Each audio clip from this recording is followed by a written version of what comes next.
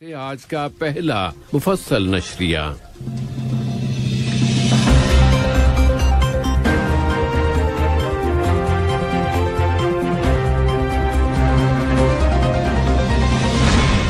دیوان امیری میں آج وزیر اعظم اور وزیر داخلہ شیخ خالد بن خلیفہ بن عبدالعزیز آل ثانی کی صدارت میں قطر کی کابینہ کا باقاعدہ اجلاس منعقد ہوا۔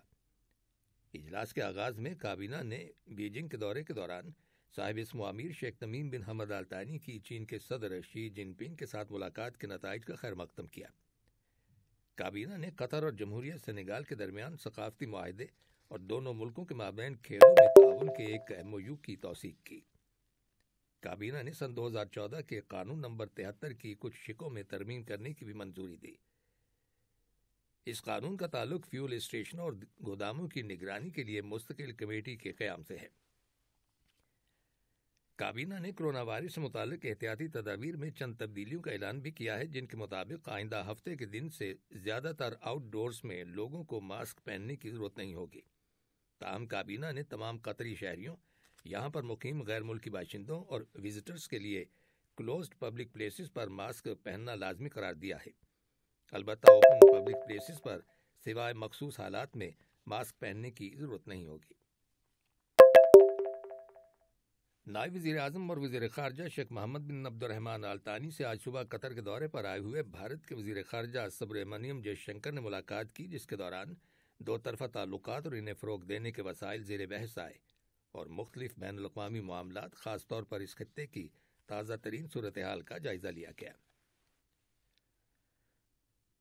وزیر مملکت برائے امور خارجہ سلطان بن سعد المریخی سے آج صبح نیدرلینڈ کی وزارت خارجہ کے سیکریٹری ہیوجٹس پال نے ملاقات کی، جو اس وقت قطر کے دورے پر ہیں۔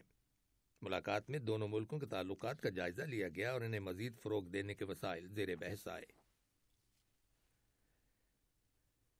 وزیر محنت ڈاکٹر علی بن سمیح المری نے نیشنل سپورٹس ڈے کی قطری کمیونٹی کی زندگی میں اہمیت کے بارے میں اپنے خیالات کا اظہار کرتے ہوئے کہا ہے کہ اس سے قطر کو نہ صرف اس خطے میں بلکہ دنیا کے اندر کھیلوں کے ایک مرکز کے طور پر نمایاں مقام حاصل ہو گیا ہے۔ کل کھیلوں کے قومی دن کی تقریب کے حوالے سے اپنے ایک بیان میں انہوں نے کہا کہ قطر میں اینول سپورٹس ایونٹس کا انعقاد صاحب اسم امیر شیخ تمیم بن حمد آل ثانی کے اس ویژن کی تصدیق کرتا ہے کہ کھیل زندگی کا لازمی حصہ ہیں، جن کے ذریعے افراد کی جسمانی اور فکری صلاحیتوں کو فروغ دے کر معاشرہ ترقی کر سکتا ہے۔ قطر نے اٹلی کے دارالحکومت روم میں وہاں کے سینئر حکام کے ساتھ ایک اجلاس میں شرکت کی ہے، جس میں لیبیا کی موجودہ صورتحال پر تبادلہ خیال کیا گیا۔ اجلاس میں قطر کے وفد کی قیادت اٹلی میں قطر کے سفیر خالد بن یوسف السادہ نے کی، جس میں لیبیا میں قطر کے سفیر خالد بن محمد الدوسری بھی شریک ہوئے۔ اجلاس کی کارروائی کے دوران قطر کی جانب سے لیبیا کے پولیٹیکل ٹریک کو سپورٹ کرنے اور اقوام متحدہ کی سلامتی کونسل کی قراردادوں کے تحت لیبیا کے اتحاد، استحکام اور خود مختاری کو برقرار رکھنے اور لیبیا کے برادر عوام کی امنگوں کے مطابق ترقی اور خوشحالی کے لیے قطر کی مکمل سپورٹ کا اعادہ کیا گیا۔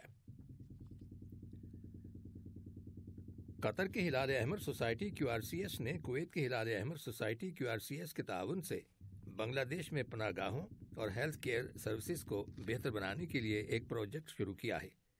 اس پروجیکٹ پر $3 ملین امریکی خرچ کیے جائیں گے۔ قطر چیمبر اور عرب برازیلین چیمبر آف کامرس کے درمیان مذاکرات ہوئے ہیں، جن میں طرفین کے مابین تعلقات کو فروغ دینے کے طریقوں پر تبادلہ خیال کیا گیا۔ یاد رہے کہ قطر اور برازیل کے درمیان سالانہ تجارتی حجم 3.8 بلین قطری ریال تک پہنچ گیا ہے۔ قومی ایئر لائن قطر ایئر ویز نے اعلان کیا ہے کہ پاکستان کے شہر ملتان کے لیے قطر ایئر ویز کی شیڈول پروازیں رواں ماہ فروری کی 22 تاریخ سے دوبارہ شروع ہو جائیں گی۔ ملتان کے لیے ہفتے میں 3 پروازیں ہوں گی۔ یہ خبریں ریڈیو قطر سے نشر کی جا رہی ہیں۔ وزارت صحت کی رپورٹ کے مطابق ملک کے اندر گزشتہ 24 گھنٹوں کے دوران لوکل کمیونٹی میں کرونا وائرس کے 654 نئے کیسز جبکہ مسافروں میں 122 نئے کیسز رجسٹر کیے گئے ہیں۔ اسی عرصے میں وزارت صحت نے کرونا وائرس کے مزید 1523 مریضوں کے صحت یاب ہو جانے کی بھی تصدیق کی ہے، جس کے بعد اس وبائی مرض سے شفا پانے والے افراد کی مجموعی تعداد اب 3,36,780 ہو گئی ہے۔ دریں اثنا متعلقہ اتھارٹیز نے 650 افراد کو حراست میں لینے کے بعد انہیں پبلک پراسیکیوشن کے حوالے کر دیا ہے۔ ان لوگوں نے کرونا وائرس کے پھیلاؤ کو روکنے کے لیے حکومت کی جانب سے عائد کردہ پابندیوں کی خلاف ورزی کی تھی۔ قطر میں ہونے والے فٹ بال کے سب سے بڑے ایونٹ سے پہلے دنیا بھر کے فٹ بال کے شائقین کی جانب سے جوش و خروش کا مظاہرہ کیا گیا ہے، کیونکہ فیفا ورلڈ کپ قطر 2022 کے پہلے 20 دن کے سیلز پیریڈ کے دوران 17 ملین ٹکٹوں کی خریداری کی اپلیکیشن موصول ہوئی ہیں۔ سب سے زیادہ اپلیکیشنز قطر میں شائقین کی جانب سے ملی ہیں۔ 18 دسمبر کو لوسیل اسٹیڈیم میں ہونے والے فائنل میچ کی ٹکٹوں کی سب سے زیادہ مانگ ہے۔ صرف اس میچ کے لیے 1.8 ملین اپلیکیشنز موصول ہوئی ہیں۔ جرمنی کے چانسلر اولاف شولز نے کہا ہے کہ یورپ میں امن و استحکام کو برقرار رکھنے کے لیے برلن، پیرس اور وارسا کے ساتھ ہے۔ انہوں نے یہ بات فرانس کے صدر ایمینوئل میکرون اور پولینڈ کے صدر اینڈریز ڈوڈا کے ہمراہ ایک مشترکہ پریس کانفرنس کے دوران کہی۔ انہوں نے کہا کہ یورپ میں امن کا تحفظ مشترکہ طور پر سفارتکاری کے ذریعے ممکن ہے، جبکہ اینڈریز ڈوڈا کا کہنا تھا کہ ان کے خیال میں جنگ کو اب بھی ٹالا جا سکتا ہے اور جنگ سے بچنے کا ہمیں کوئی طریقہ تلاش کرنا چاہیے۔ انہوں نے مزید کہا کہ میری رائے میں آج جو چیز سب سے اہم ہے وہ اتحاد اور یکجہتی ہے۔ فرانس کے صدر نے روس اور یوکرین کے موجودہ کشیدہ حالات کا ذکر کرتے ہوئے کہا کہ روس کے ساتھ ٹھوس مذاکرات کرنے کی ضرورت ہے جن کے ذریعے یوکرین کے مسئلے کو حل کیا جا سکتا ہے۔ کل فرانس کے صدر میکرون نے ماسکو میں روس کے صدر ولادیمیر پوٹن کے ساتھ ملاقات کی تھی، جس کے دوران صدر پوٹن نے انہیں یقین دلایا کہ یوکرین کی سرحد پر موجود روس کی فوج پیش قدمی نہیں کرے گی۔ اور مغربی کولمبیا میں مٹی کے تودے گرنے سے کم از کم 14 افراد ہلاک اور 35 اشخاص زخمی ہو جانے کی خبر ملی ہے۔ رپورٹس کے مطابق یہ مٹی کے تودے شدید بارش کے بعد گرے، جن کی وجہ سے پریرا شہر میں کئی مکانات تباہ ہو گئے۔ ادھر اوتون دریا میں طغیانی آ جانے کی وجہ سے حکومت نے سینکڑوں افراد کو ان کے گھروں سے نکال کر محفوظ مقامات پر منتقل کر دیا ہے۔ کولمبیا کے پہاڑی علاقوں میں برسات کے موسم کے دوران لینڈ سلائیڈنگ معمول کی بات ہے۔ آخر میں اہم خبروں کی سرخیاں ایک بار پھر سن لیجیے۔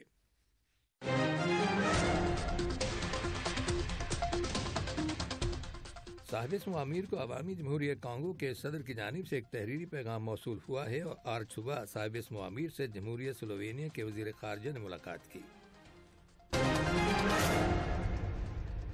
دیوان امیری میں وزیر اعظم اور وزیر داخلہ کی صدارت میں آج کابینہ کا باقاعدہ اجلاس منعقد ہوا، جس میں کرونا وائرس سے متعلق احتیاطی تدابیر میں چند تبدیلیوں کا اعلان کیا گیا ہے۔ وزارت صحت کی رپورٹ کے مطابق ملک میں گزشتہ 24 گھنٹوں کے دوران کرونا وائرس کے مزید 1523 مریض صحتیاب ہو جانے کے بعد اس وبائی مرض سے شفا پانے والے افراد کی مجموعی تعداد اب 3,36,780 ہو گئی ہے۔ اور فیفا ورلڈ کپ قطر 2022 کے پہلے 20 دن کے سیلز پیریڈ کے دوران فٹ بال کے شائقین کی جانب سے 17 ملین ٹکٹوں کی خریداری کی اپلیکیشنز موصول ہوئی ہیں۔ ریڈیو قطر سے خبروں کا آج کا دوسرا بلیٹن ختم ہوا۔ ہمارا اگلا بلیٹن صبح 9 بجے پیش کیا جائے گا۔ سنتے رہیے FM 107